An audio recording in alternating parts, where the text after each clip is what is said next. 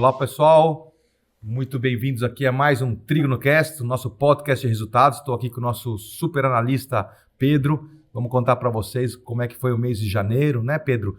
Vamos começar falando um pouco do cenário macro. Apesar de não ser uma casa macro, a gente sempre precisa estar de olho, entender quais são os choques externos, o que está acontecendo lá fora, o que está acontecendo no Brasil.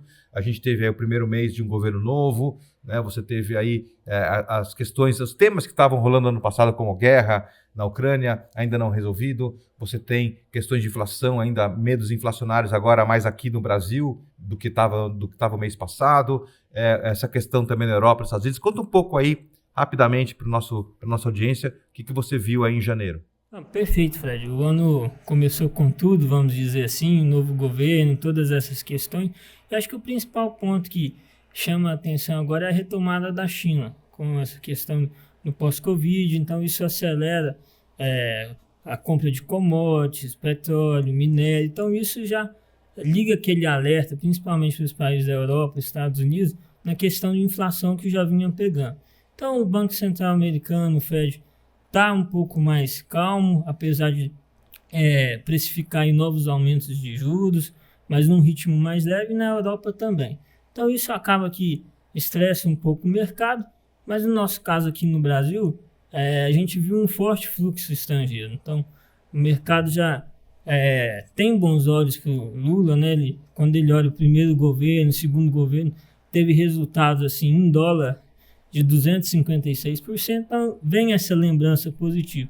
Então a gente viu um fluxo forte estrangeiro entrando na bolsa, 12 bilhões e meio. Então isso ajudou aí, por mais que o dólar baixou abaixo de 5 também em alguns momentos, né? Isso. Mas o próprio Lula também, ou seja, o gringo acredita nele, trouxe dinheiro para o Brasil, mas toda vez que ele soltava alguma declaração, ele ia contra, né, esse movimento de dólar, né? Então, assim, houve momentos em que ele questionou a independência do Banco Central, houve momentos em que ele questionou as bandas de inflação, houve momentos em que ele questionou a política fiscal, e assim ele vai criando um ruído completamente desnecessário. Uma volatilidade bem intensa que a gente viu em janeiro e a gente continua a ver agora em fevereiro. Tem outro ponto que você falou de retomada da China, que eu acho super relevante. A gente está muito posicionado no setor agrícola, então isso é muito benéfico para as nossas posições em agrícola. E o último ponto que eu queria comentar com você, antes da gente entrar nos resultados, é a questão do emprego americano. O mandato do Fed americano não é só um mandato de inflação, é um mandato de emprego. O mercado de emprego americano está muito aquecido. Isso tende a deixar a inflação mais alta mais tempo. Então, a gente, do nosso lado, não pode aqui vislumbrar nenhum tipo de mudança em política monetária no curto prazo. Até porque, se vocês lembram, depois do coronavírus, muitas empresas americanas, né, e europeias também decidiram não mais fabricar na China e fabricar, né, no próprio país, no caso dos Estados Unidos, né, como eu estou dizendo como exemplo, para não ficar dependendo de uma cadeia de valor de um outro país. Isso causa a inflação porque você tem criação de novos postos de trabalho desses setores, dessas empresas que vão começar a produzir nos Estados Unidos e que não produziam antes. Então, a gente não enxerga tudo isso para dizer que a gente não enxerga um cenário benéfico de juros no curto prazo, o que é ruim para a renda variável, né?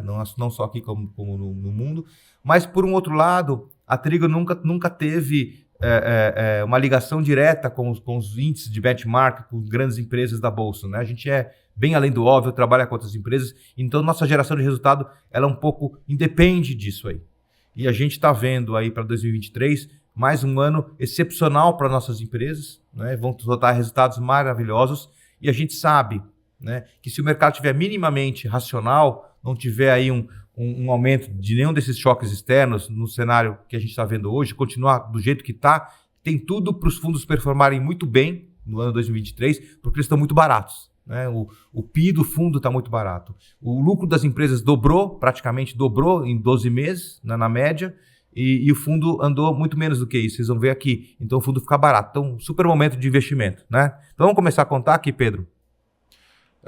Em janeiro aqui a gente teve as principais variações do mês. Comenta um pouco dessas top 3, estamos vendo da mineração, né? A Aura, a Home, a PRNR. Conta um pouco dessas top 3 variações das nossas carteiras aí.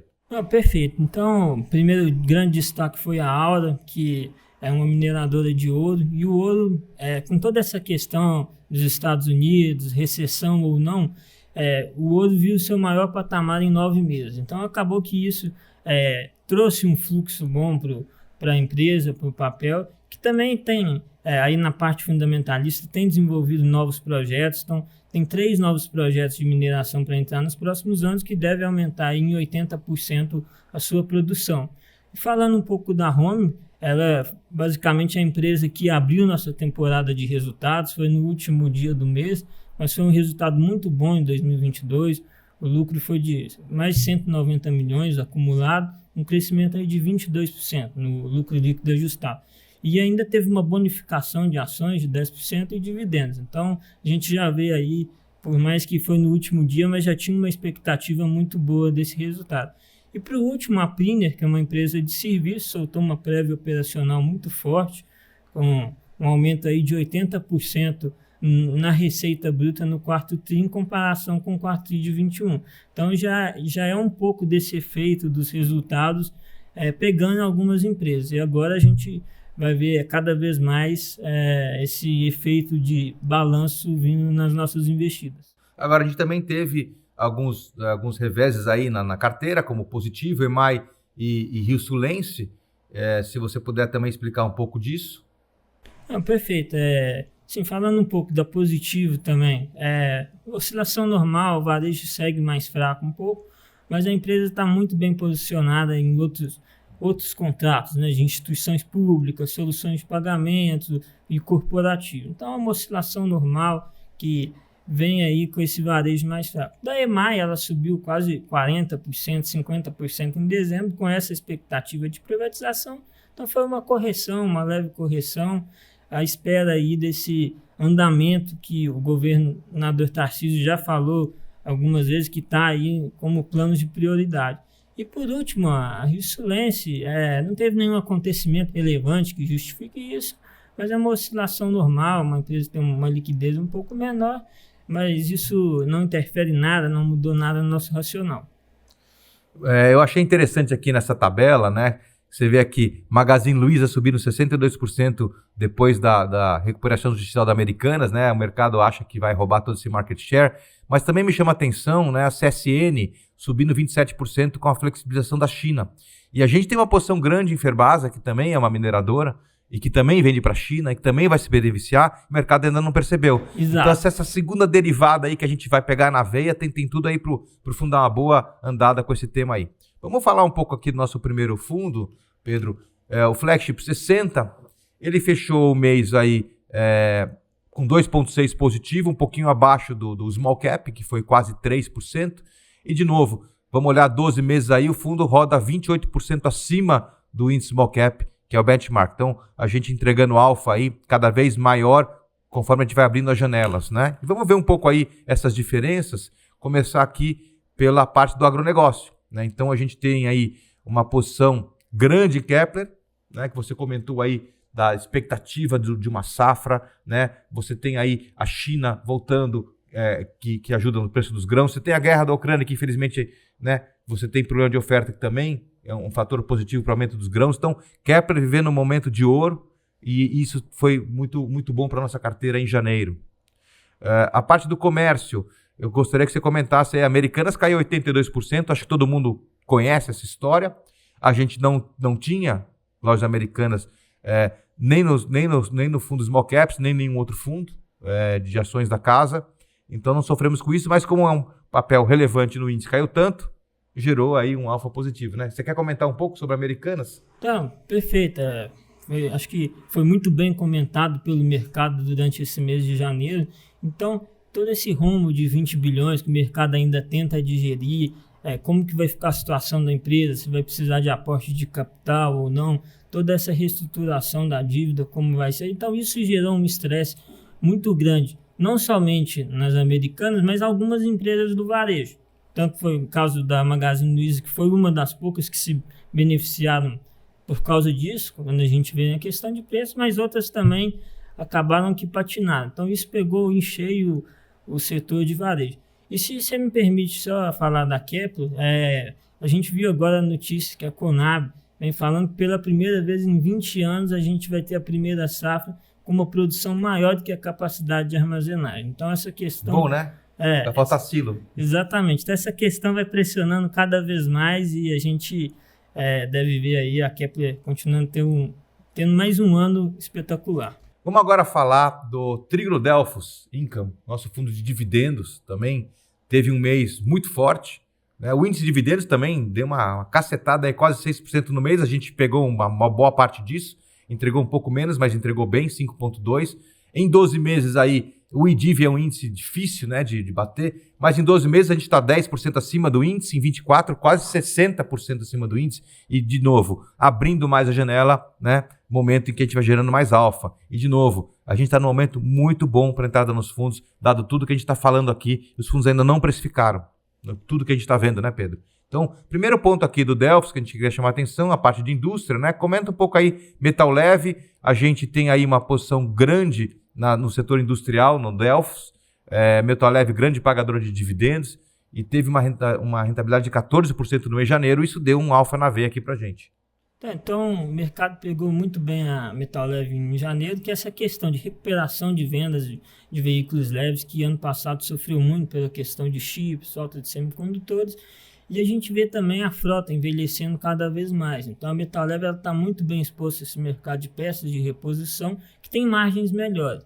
E a gente começa a ver aí a questão de dividendos no radar. Ela pagou agora juros sobre capital próprio 100 milhões, então já deu um yield aí interessante. E como a gente já vai chegando nessa temporada de balanços de AGE, então tem essa expectativa de novos dividendos no radar, que pode chegar até duplo dígito alto. Então... Não, lembrando que o ano passado, como sempre a gente vem entregando, o ano passado o Delphos pagou quase 170% do CDI em dividendos, né? Então, é um fundo que paga muito dividendo, é um juro na veia, na cota do investidor, que cada vez mais entende o que a gente fala aqui, desse produto ser tratado um pouco mais com cabeça de renda fixa. Basta com que o cara não fique olhando todo dia a cota, né? Porque as empresas são excepcionais, pagam dividendos, o papel valoriza no longo prazo e o cara ainda fica com 170% do CDI. O ano retrasado pagou mais de 200 CDI em dividendo. Então é importante vocês saberem disso, porque é realmente um produto excepcional que a gente tem aqui na casa, como entre outros, mas é um produto focado em dividendo, em juro mesmo. Segundo ponto aqui de novo, mineração e metalurgia. De novo, aquele ponto que eu fiz a Ferbasa, né? A gente mostrou que a CSN subiu muito, faz parte do índice Ibovespa. No caso aqui, a Gerdau, que faz parte do índice dividendos, subiu também muito pelo mesmo motivo. E a gente, no nosso papel, nosso cavalo no setor a Ferbasa, não andou. Então tem tudo para esse cara pegar um segundo movimento aí. E talvez o trigger seja a publicação do quarto trimestre, né? Quanto você estima, mais ou menos, o lucro da Ferbasa no ano inteiro? A Ferbasa, com certeza, ela vai encerrar o ano com um lucro acima de 1 bilhão, uma empresa que vale 4,5 bi. Então, ela imagina o seguinte, esse era o ponto. Se a gente está falando em 1 bilhão mais, uma empresa que vale 4,5 bi, eu estou falando do bi de 4. Então, assim, uma empresa está realmente muito barata e a gente aí está pegando isso, vai pegar isso na veia. E sem dívidas, né? Nesse momento Selic alto, acaba que ela ainda se beneficia aí do caixa gerando um resultado financeiro bem interessante. Ela tem receita financeira com a Selic alta, né? Então isso é melhor para ela ainda. E para a gente que é sócio. Vamos lá, falar agora do nosso fundo contra o Bovespa, Trígono Verbier. Foi um fundo que também perdeu um pouco do índice. Ele rodou positivo a 2,6 contra 3,4 do Bovespa. Mas, de novo, 12 meses ele roda 12% acima do Bovespa, 24 meses, 53% do Bovespa, desde o início, 153% acima do Bovespa. Aliás, Pedro, você sabe disso, quando a gente for gravar esse TrígonoCast em maio, a gente vai estar falando de um track record de 60 meses para os nossos principais fundos. São 5 anos de histórico e eu acho que seria interessante a gente preparar alguma coisa diferente, um pouco mais detalhada, falar como é que foi essa jornada aí de 60 meses, né, para o nosso investidor e não focar só no curtinho aqui. Vamos lá. Então, Verbier, primeiro ponto que a gente queria discutir é a parte do consumo, né? Então, a gente já falou lá atrás, Magazine Luiza bombou por conta da Americanas, não tem Magazine Luiza, ela faz parte do índice Bovespa um pouco e isso tirou um pouco de resultado. E o segundo ponto foi óleo e gás. Se quiser comentar, a Petrobras também não tem no nosso fundo Verbier e subiu aí 7,5%. Está dizendo aqui, 6,4% ela subiu no mês passado. Conta um pouco de Petro aí. Acaba que pega essa questão da China, né? Essa flexibilização da China, a gente viu o petróleo também acelerando um pouco, em preços mais elevados, e também teve o reajuste aí de 7,5% nos preços dos combustíveis, que deu aquela amenizada no mercado, que acabou levando um pouco aí a Petrobras a essa alta, que acabou, nesse caso, a gente perdendo um pouco de alfa, mas como a gente, assim, não é o nosso cavalo que a gente escolhe no setor, a gente tem outros, quem acompanha a gente conhece, mas assim, é o que o Fred falou, a questão, o mercado pegou muito essa flexibilização da China, dessas principais empresas dos índices, e a gente também está exposto a esse mercado. Qual é a nossa empresa, qual é o nosso cavalo nesse setor que o mercado ainda não enxergou? PetroRecôncavo. Que vocês falaram na live lá. Exatamente. Então, pessoal, nossa hora vai chegar aqui, tem que ter paciência, a gente já viu esse filme antes. Vamos falar um pouco do nosso Icatu, previdenciário, fundo de longuíssimo prazo, né? É um fundo que desde o início aí rodou a quase 83% contra 12% do índice Bovespa, então um alfa muito significativo. No mês passado rodou muito bem, ele rodou 4,3%, ele ganhou 1% do Bovespa. Vamos ver aqui como é que está esse fundo, que está em 12 meses com 12% contra um Bovespa praticamente flat, tá? Então, uma super opção de previdência. Quem pensa no longo prazo, nosso fundo Trígono 100% ações. Primeiro ponto aqui é tecnologia, né? A gente pode falar da Positivo, que você comentou. É um fundo que tem a posição em positivo. Positivo caiu, a gente sofreu, né? Segundo ponto aqui é a parte de logística, né? E eu acho que a parte da logística, estou vendo aqui Simpar subindo quase 15%. E eu acho interessante a Simpar, que é um papel alavancado, que essa sofre com juro. Apesar que o mercado não entende muito bem essa dinâmica, né? Ele subiu muito aí no mês passado. Eu queria que você explicasse um pouco, Pedro. Perfeito. Acho que a Simpar apanhou muito ano passado, toda essa questão de juros. O mercado colocou ela numa situação que, como se ela não fosse conseguir pagar todos esses juros. Mas é uma empresa que cresce muito bem, de forma muito bem amarrada nos contratos. Então, se ela está fazendo uma locação de caminhões, que está com uma demanda muito grande, principalmente de agronegócio, infraestrutura, então ela já coloca tudo isso na conta.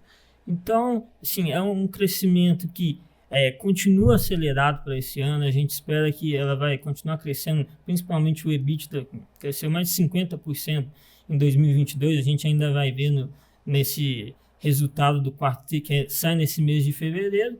Então, assim, é uma empresa que fez umas mudanças agora na diretoria, tudo internamente, de uma dança das cadeiras para reciclar o pessoal ali.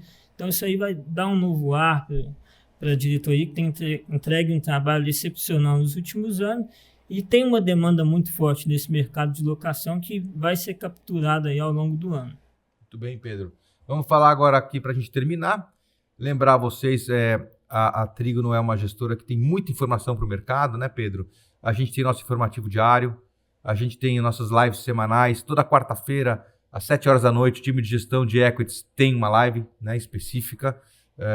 A gente está criando cada vez mais conteúdo, agora com a nossa área de crédito também. Vamos criar muito conteúdo de crédito aí para vocês no mercado. Tem as lâminas mensais e tem as nossas newsletters mensais também, que saem com todo o conteúdo, com as cartas brilhantes aí que vocês da gestão escrevem. Vamos ter também uma sessão de crédito. E a ideia aqui é sempre dar muita informação para o mercado e ter essa interação. Então, entrem sempre lá nas nossas redes sociais. A gente está em todas as redes sociais. E no www.trigono.com para vocês se cadastrarem aí. Então, Pedro, muito obrigado. Vamos agora para um fevereiro, que seja como o poeta diz, um janeiro bem azul e fagueiro, um fevereiro, um março com muito verso esparso. Chegando até abril, em Pavana Gentil. Né? Então isso é um poema e que seja assim o ano. Obrigado, pessoal. Obrigado.